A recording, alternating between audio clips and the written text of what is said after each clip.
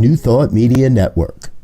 We are a global broadcast network of positive music, media, and entertainment, inspiring humanity's evolution along the journey of enlightenment and creating a world of love, peace, empowerment, and prosperity for all.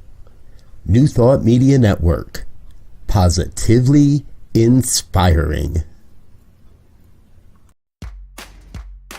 Welcome to Ministers Talking a weekly program where Rev Briz and Rev Elzia and their guests chat about current affairs, world events, spiritual principles, and any old they want to talk about. Based on the New Thought philosophy and ancient wisdoms, Ministers Talking shares a visionary perspective of the evolving spiral called spiritual living. Join us each week as we explore the emerging paradigm of life on planet Earth and beyond.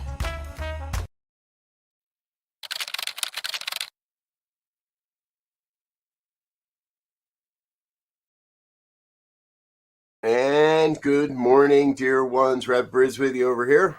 Rev Z right here. And this is Ministers Talking Shit for Friday, September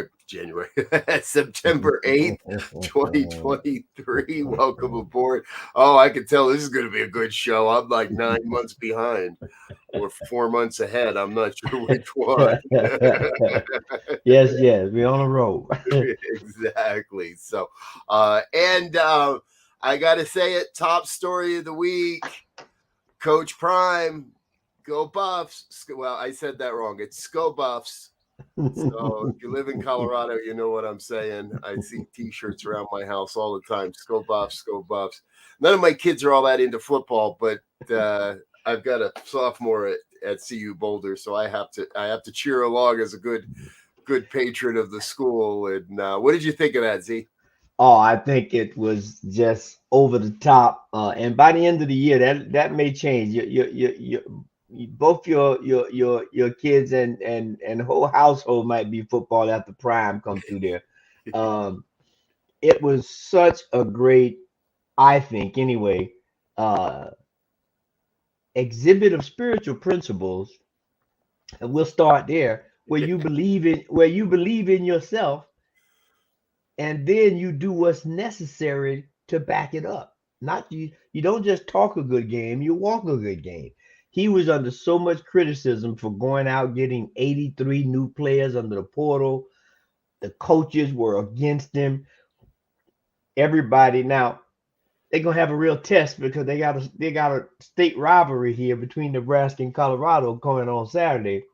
Yep. But one of the big things for the university, they have, I think, since last week, the school has made $430 million on sales of tickets and merchandise, and I don't even know if that's the last number. It might be close to 600-700 million by the time the weekend's over. That'll pay his salary. Yes. Because he did get a pretty darn big contract. But yeah, I agree, right? It's a boon for the school, and it's, love it or not, it's what happens at here as far as the game was won, and there's some proof to it now. Mm-hmm. He in one of the post-game interviews, he was gentle about it, but one of the reporters that was most critical of him, a local reporter, he just kind of looked at the guy and he said, "Now you believe?" Yeah. Now you believe? Right? Now, because the guy was all excited that we won, and Prime's just like, okay, so now you're going to believe that it's possible because I've done it. But right. You weren't willing to believe on the front end. And that's the key, right? That's what we're talking about. That's the spiritual principle, to believe on the front end that this is possible, that this can be done. And even though his methods may be unorthodox, I did see one article that said if CU Boulder wins their first game, that'll then be the norm. And every new coach, every time a coach gets hired, he's just gonna walk in and clear the decks and start over.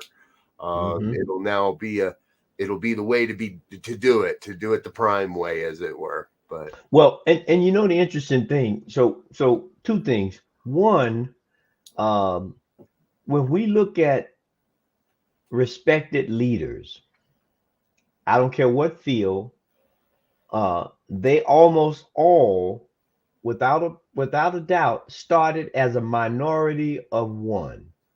Nobody believed him. Nobody listened to him.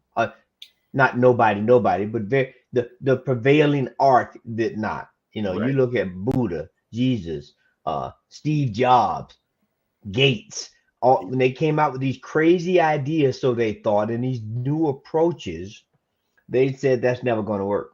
right. Or nobody wanted to follow them until they were successful, and then they said, "Ooh, man, we had a time to get on the board in the very beginning, but we didn't believe." We didn't believe. And I'm half remembering the quote. Right, first they think you're crazy, then they try to marginalize you, then they ostracize you, right, and then eventually they give you awards to say, "Oh my Yes, God, you're so amazing." yes, And yes. that can happen for all of us, any of us in any situation. Hmm. And again, the answer is stay true to your beliefs. Yeah. Stay true to what you're working to accomplish, what you're working to create. Yep. Yep. Do you believe? You believe. Exactly. Hey, how about a few shout outs? Good morning, Wayne. Good to see you, brother man. Grateful you are here. Linda Plasters, glad you're with us. Well, as always, grateful to see you. This looks like a Diego. Diego's saying hello, but please remember, users, Facebook, you have to give it permission to let StreamYard use your name and profile, so we know who you are, and you know who you are, and grateful that you're with us this Yes, morning. yes. So yeah, tomorrow, see you, Boulder. It's Reverend Lee Height. Sorry, there we go. Good morning, Reverend Lee. Glad you're with us. Thanks for Yes, being yes. here. So yeah, tomorrow, Nebraska at CU Boulder, 10 o'clock. 10 o'clock. Don't try to go because tickets were sold out minutes after minutes after we beat TCU's. All the tickets sold out, and yeah, so don't try to go up there and get tickets. You ain't gonna get anywhere near Folsom Field in Boulder tomorrow. Unless you already got a ticket. It's going to be a pretty crazy time up there. Yeah. So no red today. Not allowed to wear red in the state of Colorado today, by the way. So and you know, speaking of crazy, I you know, we just had the hurricane a week or so ago, a week and a half, and I thought it was just crazy they got another one already. Now they're not sure if it's going to hit land, and they're looking at it, you know, through the Caribbeans. It's still in the Caribbean, but it's still, you know, may not hit a whole lot of land, but it's already a Category 5. So they're thinking that water, you know, surges and rip tides and which could cause some flooding depending on where you are and how much you receded from the last one. Yep. And I'm thinking, you know, normally this is the hot pocket for the hurricanes. And I'm thinking, man, this thing is already at a Category 5, 160-mile-hour wind already. And depends on what it does, it could get stronger. Oh yeah. Well, yeah, this is a direct outpicturing of the warnings we've been having for decades now, that the ocean temperatures are rising, and every report I'm seeing points directly at that. This storm is out in the open ocean. Water temperatures are warmer than ever recorded in that area, in that region of the Atlantic. There's nothing to slow this thing down until it hits cooler water or land. Right. Really. So it's just going to keep barreling along. Now they are some of the predictions I'm seeing are showing that it'll stay out to sea. We may see some coastal weather all along the East Coast, that this thing could very well skip all the way up into Canada before it hits land. Yeah, we're going to give a shout out because I just had it float through my mind. There's a classic line out there by an amazing American poet who we lost this past week, Jimmy Buffett. And he used to sing, trying to reason with hurricane season. Yeah. And you just don't reason with these things. No. We follow them, we track them, but we pray. don't know exactly where they're going to go until they decide where they're going to go. So, well, and I saw this other story that we take some of these things, I think, a little too lightly or too glib, but between July, between June and August, 98% of the global population, about 8 billion people, experience weather twice the likely temperature than ever before. Yeah, I believe it. It's interesting. Also, I saw this article. Denver did not have 100-degree day this year. Wow. Now the globe has been having a heat wave. Now that's just the city of Denver. There have been recorded temperatures over 100 in the state of Colorado. But the Denver city and the official weather stations within Denver city never really reached 100 this year. And it's not going to happen now because we're in September. And right. It would be an incredibly weird anomaly for it to reach 100 now. So everywhere we look, these changes are upon us. So whether we want to believe in it, whether we want to call it climate change, whether we want to call it global warming, whether we want to call it a hoax, it don't really matter what we call it, because planet Earth it is changing. Yeah. And I saw another piece today. It's about the supernova Beelzebub, and the speculation is, did it already go supernova? We just can't see it yet because it'll take 700 Earth years for light to travel from.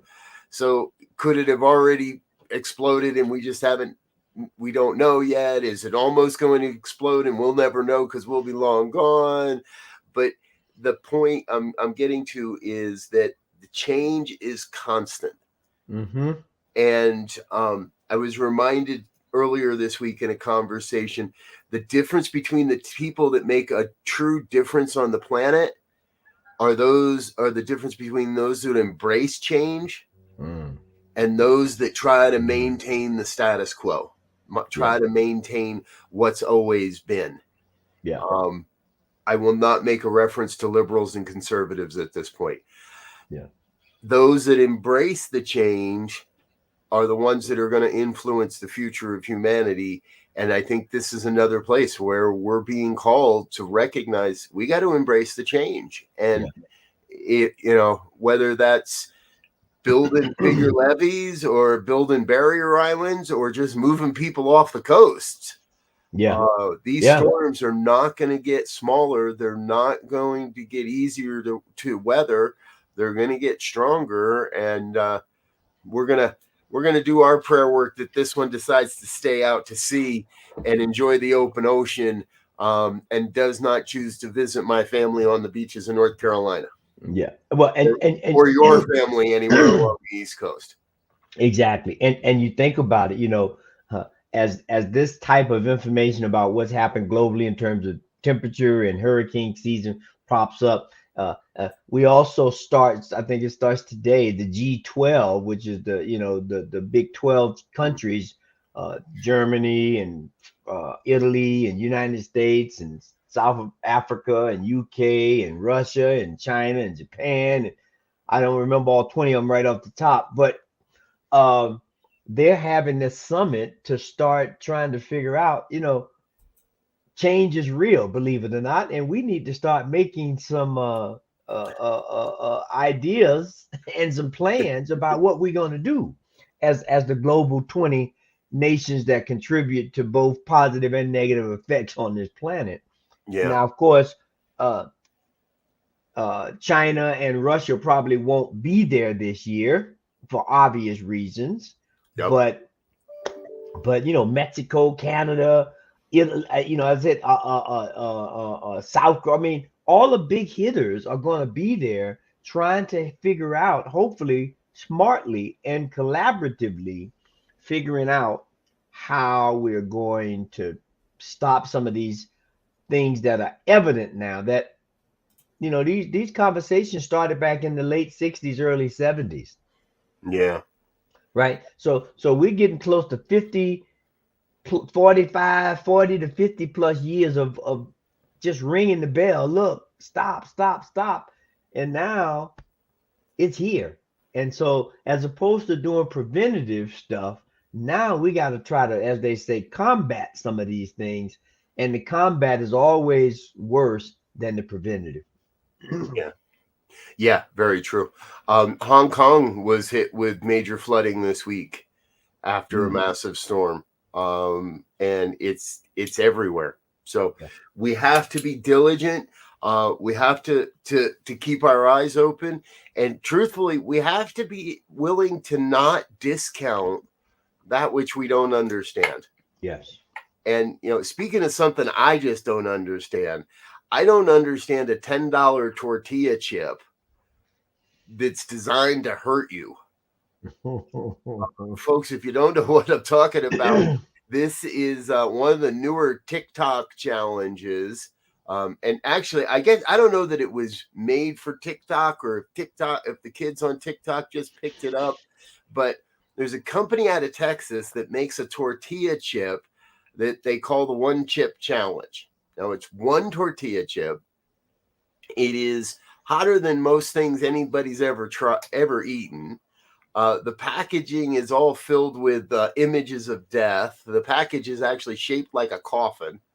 And secondly, who pays $10 for one tortilla chip? I don't care how flavorful that thing is. So to me, the whole thing sounds like a marketing ripoff. Yeah. But unfortunately, a 14-year-old in Massachusetts died last week. And his parents are pointing directly at this One Chip Challenge and what it's doing. Makers of the chip have pulled the product off the shelves in the state of Massachusetts. No word if that'll return to the state of Massachusetts.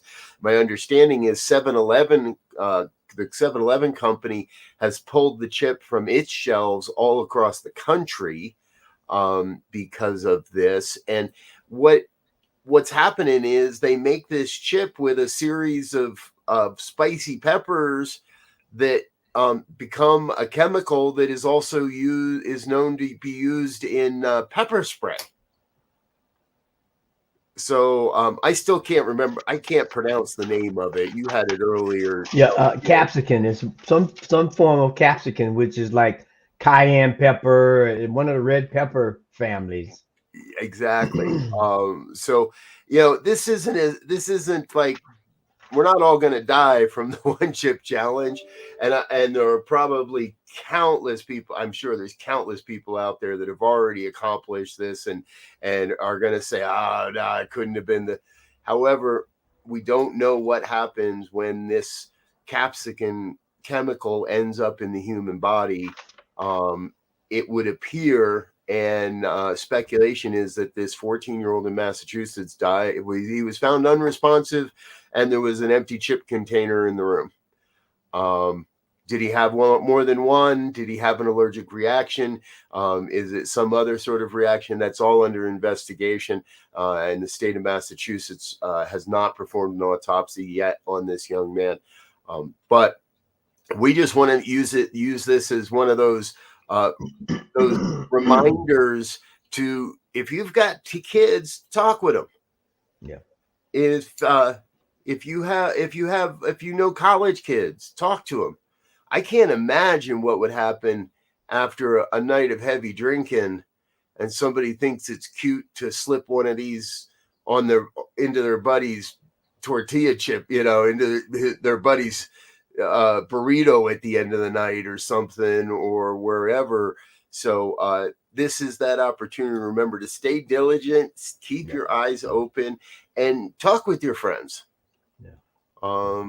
Talk with your friends, talk with the people that you know, and find out, have they tried one of these things? And and remind your kids. It does say on the packaging, keep out of reach of children. But that just makes 14-year-olds want to try it more.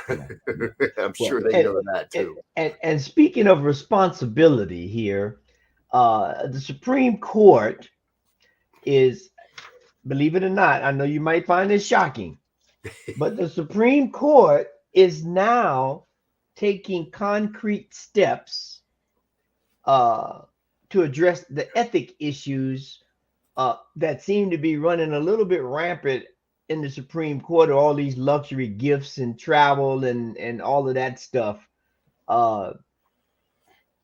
that's been going on, right? Or allegedly, as they would say. But supposedly, Kavanaugh and his cohorts are looking at this ethics issue about how Supreme Court will look at and handle and for lack of a better word, get some kind of retribution for these lifelong position holders have been abusing the system, saying, "Oh, I didn't know it was a problem." And we know that they've affected court cases, or the impropriety that they were has happened in a couple of cases. So that's going to be an interesting thing to see in terms of being responsible. Right. Yes. Very, very true. And that leads me to one of our bigger questions we spoke about. Elon Musk, Starlink, and the Russian-Ukraine war. And I put Russia first because Russia is the aggressor. It appears, reports are coming out that that Elon ordered his engineers to turn off Starlink access in the region. Now, this isn't like yesterday. This was a little while back yet, because this is all coming out in a biography that is scheduled to be released on Tuesday. So, and in this book, the author writes that Elon ordered his engineers to turn off Starlink access so that Ukrainian soldiers could not use drones in attacks against Russia. Now, I don't know about you, but I don't know that I've ever been able to figure out what side of anything Elon is really on. He says things that sound pretty democratic and pretty liberal to me, and then he does things that seem pretty Republican and conservative, and I can never quite figure. And when I saw this and you shared it with us in the pre-show, my first thought was like, wait a minute, I thought he was on the Ukrainian side. And the book points to Elon's, let's say, fear that these attacks by Ukraine would lead to Russia using nuclear weapons.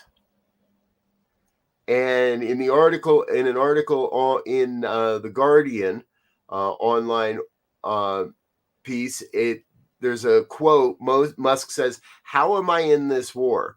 Starlink was not meant to be involved in wars. It was so people can watch Netflix and chill and get online for school and do good, peaceful things, not drone strikes." But in the same time, Russia's had access to it all the time. Grabbing images off that satellite or heat sinking where people are. He didn't stop them. And a European Commission just last week published a report that said Twitter, now known as X, I still don't get that one either. Now that during that time, Twitter played a significant role in disseminating Russian propaganda against Ukraine.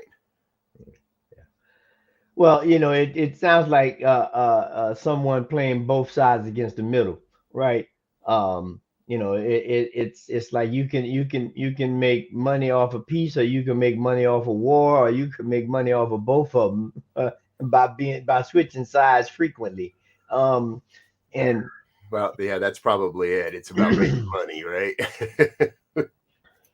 at the cost of people's lives. I mean, when you think about it, right?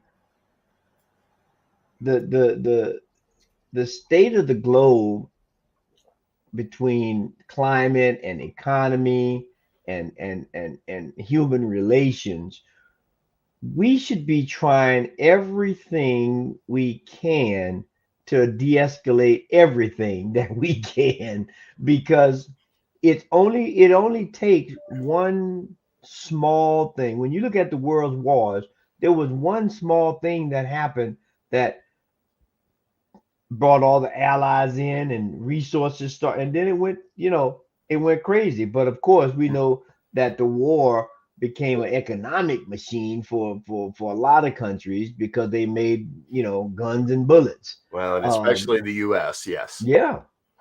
And that didn't solve anything. It just created more division. You remind me that the Vietnam War was started because of one bullet hole. Right? It was one bullet hole in a smokestack on a destroyer or on a ship. And that was the US used that as enough of a justification and blew the situation out of, terrible pun, blew the situation out of the water there, as it were. But they, one bullet hole started the Vietnam War. It for me, well, I want to fall back on something that Marianne Williamson said in the interview I did with her a few weeks back. And at the end of that interview, I asked her what her vision for the future of humanity is. And she got very quiet. You can watch all of this on our YouTube channel, folks. She got very quiet and said, it is a world where war is only remembered in the museums. When children will look at their parents and ask, is it true that people killed each other for things? And her vision is that we will have to say, the parents of that day will say yes, but that never happens anymore, that we learn from these things. Right. And that's what I'm hoping we're learning here as well, is in today's age with the technology we have, I'm a believer that technology ought to be free and easily accessible to all. I don't really agree with someone having the power to flip the switch.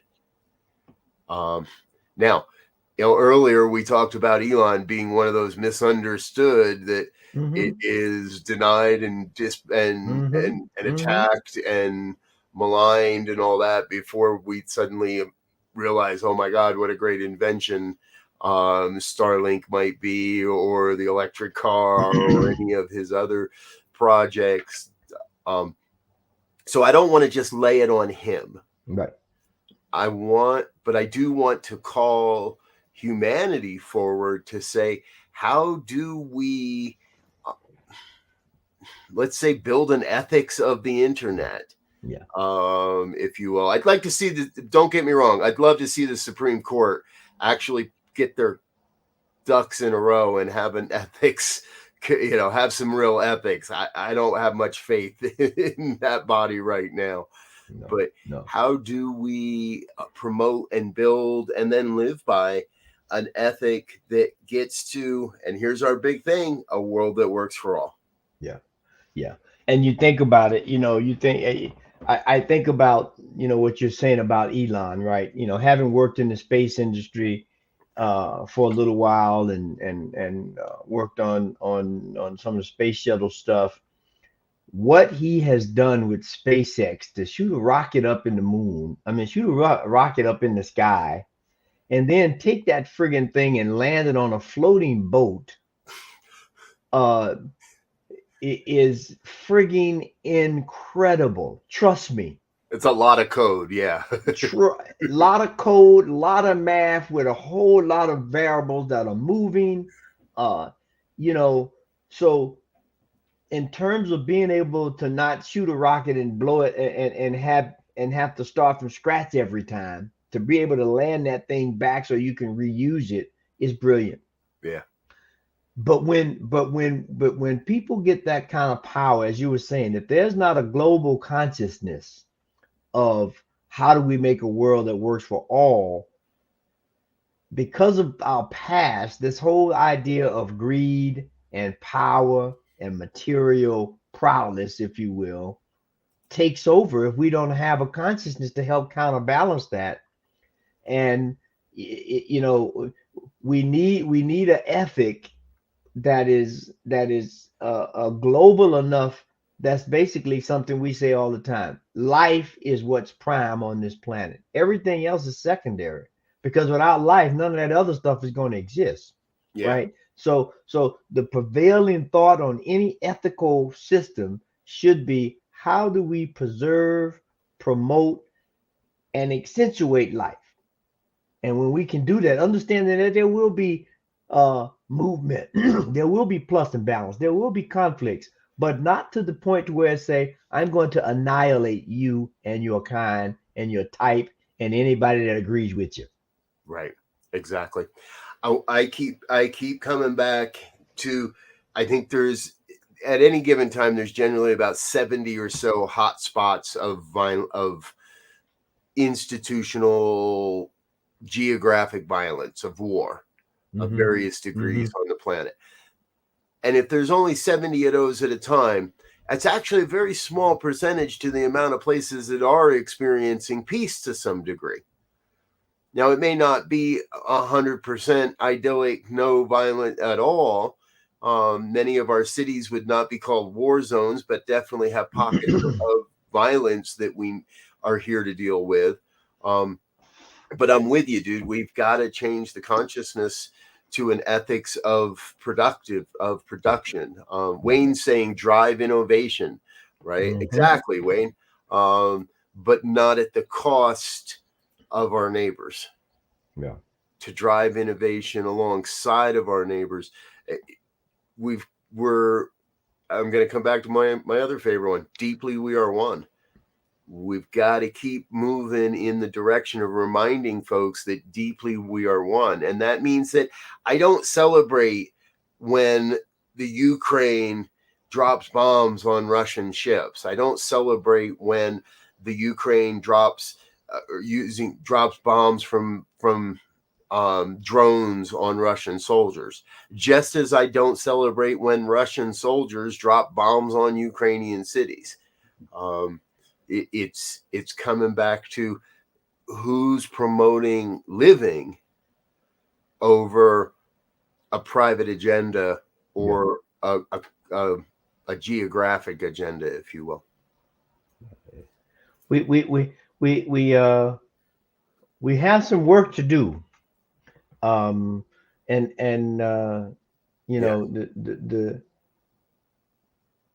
thing that's going to I think give us a leg up is that old adage, I am my brothers and sisters' keeper. Yeah. We have to make that real, where we speak to our neighbors, we assist them when they need to.